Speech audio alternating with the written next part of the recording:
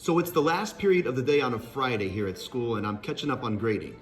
Grading for a thinking classroom is exactly the way that Peter Liljedahl describes in chapter 14 of Building Thinking Classrooms. Check this out. Yesterday, one of my classes had a thin slice discovery on the three trig ratios in the context of a right triangle, what they are, and identifying them. So after consolidation, I gave them some basic level questions just to quickly formatively assess them. Here's one student's result right here. Check it out. All right, here, if you can see right there, let me just get that closer to the lens right there, right? You can see that for this one, what I often will do with students is actually just record the symbols on their paper to save time, because I'm going to forget if I try to remember what actually happened. But at the same time, I don't want to carry my phone or computer around with me to record the data, so I'll write it on the student's paper. In that first one, we had a conversation, that's check sub C, and knowledge was demonstrated individually. So that's a check sub C. But the next question was a cosine question, and in a conversation with me, he initially got it wrong. He made a mistake. But then we had a conversation about it.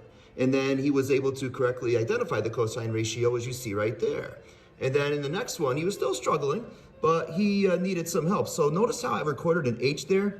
So teachers, what I often do sometimes is just quickly jot notes for myself on students' papers as I'm walking around the classroom. I don't have time to look at every single problem from every single student as I'm walking around. I need to be having conversations, fostering thinking conversations in my classroom. But to make my life easier when I'm grading and catching up, it actually helps me big time, because check this out. If you look at this data right here, right? We're gonna now go to the Google Sheet right here. Whoop. We're gonna go to the Google Sheet now where we have this, and look at these three objectives that are right above me. You see them? Those are the three objectives, or the outcomes that I wanted to see. And I asked questions at a basic level now on that worksheet there. I gave the students 4 sine questions, 4 cosine questions, and 4 tangent questions. So if you look right here, right? Let me just minimize this and get it out of the way so you can see the full thing. All right? So right here, the tangent question he got correct, but we had a conversation, so that's where I'm going to record a check sub C. There we go. But for the sine question, he needed my help, so that's where I'm going to quickly put the H. And for the cosine question, we had a conversation. Remember, he initially got it wrong in conversation with me, so that's where the X sub C is coming in there. Again, putting in specific qualitative data that'll output a score for that objective so far on this rubric here. But not every student is going to get them wrong. I mean, get at least 1 or 2 wrong. There's several students that actually get it right for the first time. So what I will often do is just copy and paste like a set of all checks.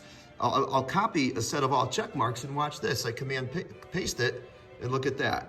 The student here, now we're on our merry way. I find another student that did it correctly, I'm gonna do the same thing on their tab right there. So this actually helps makes my grading life easier. I am fully immersed, I am grading exactly the way Peter describes in chapter 14, and I'm telling you teachers, it has been an absolute game changer. So if you have any questions about it, you can email me at any time, and any spare time that I have, I'll be happy to answer back and help out. But I wish you much success as you continue to engage your students in your thinking classroom.